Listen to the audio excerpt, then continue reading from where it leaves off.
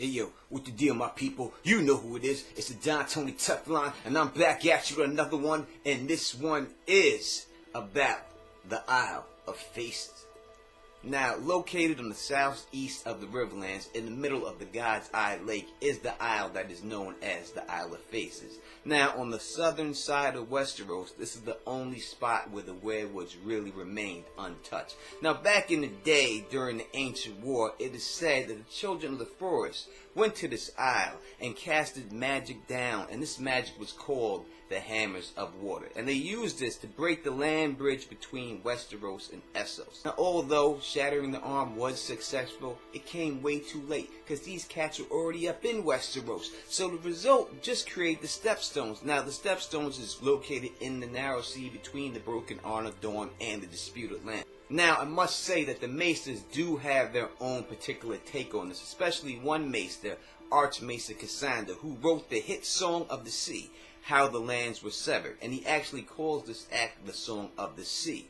And he also says that this act happened at Harrenhal, not at the Land of Faces, and that blood magic was used in this act. Now, me particularly, I like to take both of those accounts and combine them, and I think when you do that, you get the real account. Now, the bottom line is it didn't stop the first men, and after many more battles of fighting, they finally decided to make a pact on the Isle of Faces. But before they made this pact, the children did try to use the Hammer of Water again. Now, at this time, they used it from Moat Caitlyn's children's tower. Now, the Green Seers, who are the sorcerers for the children of the forest, called upon their gods to bring down the Hammers of Waters to break the land of Westeros in two. And it is during this time that the Crannic men grew close with the children. Now, unlike shattering the Arm of Dorne, this time the children weren't so successful, and instead they created boglands and swamps all throughout the neck. But why did the children of the forest magic fail them this time? It's really not said, and it's pretty much unknown. Now, in this pact, the children give dominion to the first men of all the lands, save for deep forests and lands like that, which the children would take. And the first men would no longer be allowed to cut down the weirwood trees. And to bear witness to this pact, the children cut faces on these trees in this isle. First men then adopted the children's gods and planted their own weirwood trees in their own strongholds. So as we can see right here, the children of the forest are kind of crafty, because in political means they won this war. They befriended the Chronic men, who at this point were happy for them to cut Westeros in half.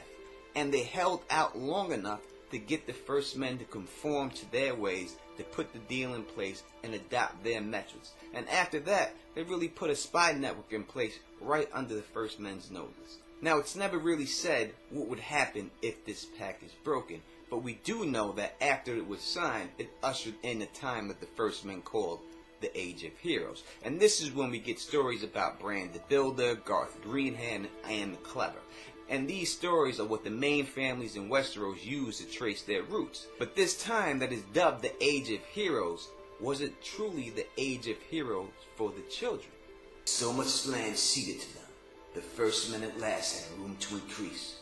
From the lands of Orway's winter to the shores of the summer sea, the first men ruled from their ring forts. So could it be that the first men overstepped their bounds? Because right after the Age of Heroes comes the Long Night, which leads to the rise of Valyria, which means the rise of fire dragons, and that means fire people who are trying to enslave everybody. People including the people of the Axe, which are the people of the Andals, who could be considered somewhat of ice-type people, since their home is surrounded by the Shivering Sea, and there has been ice dragons spotted. But when they fled from the Valyrians, some of them sailed to Westeros. Then they carved stars on themselves and started a new religion, and they almost conquered all of Westeros, killing most of the children. Now, as I said before, as the children used the Hammers of Water the second time, it is thought to be that they messed up. But did they? Because the children that have thought to have survived the Andals did so by hiding in the bogs and crannies, which the Andals could never get past, while the others survived by going to the Isle of Faces, which was protected by the Green Men, who the Andals could not either defeat. So I don't think it was a mistake whatsoever. I think they meant to create the swamplands to stop the Andals because they foresaw them coming, and they knew from past experience that breaking the land bridge did nothing, and it wasn't going to work this time. Now, during the time that is referred to as the Dance of Dragons, Adam Valerian was said to have landed on the Isle of Faces to seek counsel with the Green Men. Now, what was said isn't known, but I think they kind of lied to him. Kind of in the same way Makoro was lying to Victorion when he says, "I see the bright future that awaits the Iron Captain." And I think that means he's really going to get killed by dragons, because after this, Adam Valerian does go on to win the second battle of Tumbleton, but he gets killed in it. But I think the most important thing is that 3 dragons are also killed here, and I think that was the Children's and the Green Man's plan from the beginning. Now, the person that is most associated with the Isle of Faces in the time of the story that we're at right now is Howland Reed. And why not Howland Reed? We know that the Chronic Men aligned with the Children way before even the pact was signed. And know that they only swore fealty to the Starks when King Rickard Stark slew the last Marsh King and then took his daughter for a wife. So, the Chronic Men are also the Green Men of the island, and we know that from their style and seeing their green seeing abilities, I believe the Chronic Man and the Children of the Forest have been interbreeding for generations. So, Howland Reed, for some reason that we don't know, has to go all the way down from his homeland to the Isle of Faces. And he stays there for a month. Now, after this month, he leaves, and at this time is when he winds up at the tourney of Harrenhal. Now, a lot of things happen at the tourney of Harrenhal, but the main thing is Howland Reed gets his ass kicked by a couple of squires and he gets saved by Lyanna Stark. Now, I'm not going to go into the story because I think we all know the story. But what I'm going to do is I'm going to tell you what I think are the important parts of this story and what George R. R. Martin meant for you to take from this story. And the first thing I think he meant for you to take is the route that Howland Reed took. Now, he went from the Isle of Faces to Harrenhal, which is the same route I think Rhaegar took Lyanna when they made their escape. And I also think that they got married there. I also think that it's quite possible that Howland Reed could have guided them towards that spot and pointed them in that direction. Now, I know people may see Howland Stark is loyal to Ned Stark, but at this particular time, he's really loyal to Lyanna Stark, because she's the one who saved him. She's the one who's being nice to him. So I think his loyalty would lie with her much more than Ned. Later, I think he secretly learns to respect Ned. Now, the second thing I think we should take from this is that Howland Reed sought help from the Isle of Faces. This is exactly what happened to Adam Valerian, going there seeking help from the Green Men. Now, Howland Reed was too small to fight in the tournament. He did not have knightly skills, though it is said that he had the Chronic Way and knew magic, but he wanted some type of revenge. And that means there are Greaseers on that island who were able to receive this message. Now, the third thing I think we have to take from this is the Night of the Laughing Tree. Now, I think that the whole world thinks that is Lyanna Stark. Why? Because we know that she kicked these cats' ass already, and we know that she is very gifted on horse. And that's basically what it takes to be a good jouster. So, she also worships the old gods. And I think that she was visited in a dream. And I think this is why she took action at the tournament. And I think this is actually why she painted the weirwood sigil upon the shield. Because I think the weirwood sigil not only represents Howland Reed, but it represents the Isle of Faces, which he prayed to. And the laughing face on there is basically them laughing at them saying, a girl just kicked your ass.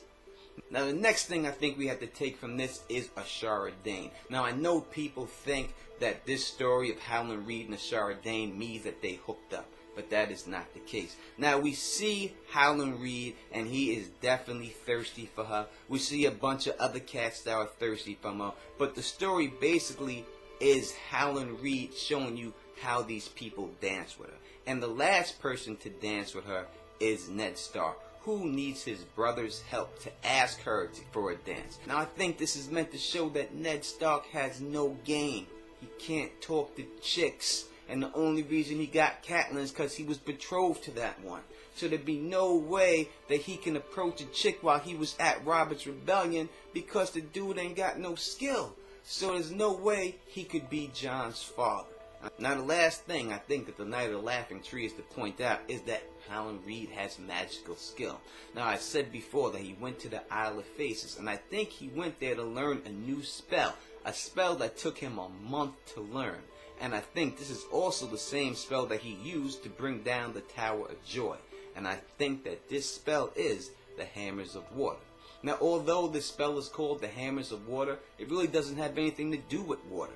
As Alt Shift X has pointed out in his last video, Jormart's Horn, in the World Book, when the Arm of Dorne is broken, it's described as giants awaking from the earth, making buildings collapse, making water rush in.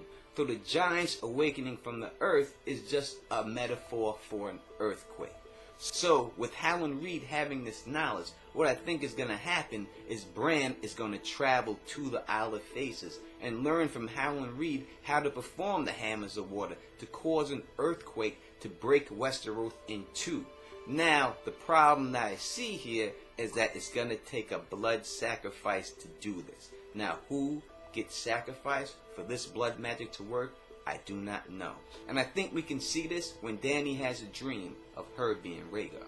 That night she dreamt she was Rhaegar, riding on the trident. But she was mounted on a dragon, not a horse. When she saw the rebels' hosts across the river, they were armored in ice. But she bathed them in dragon fire, and they melted away like dew and turned the trident into a torrent. Dany thinks of herself as Rhaegar in this position, but it's not supposed to be herself. It's supposed to be Jon Snow. And we know it's not supposed to be her, because if it was her, she'd be riding Drogon. And she's not riding Drogon. It says she's just riding a dragon. And we see that since she associates herself as Rhaegar, we see that Robert, Rhaegar's archenemy, is covered in ice. And Jon Snow's archenemy, which are the White Walkers, who are really supposed to be in ice. And I think that the torrents of water that she sees after she burns them is actually the Hammers of Water being used to break apart Westeros into two. So, if you like the way I do this, please thumbs up this, please spread this across the realm, and please subscribe. And until next time, you know who it is. Peace! And stay sexy.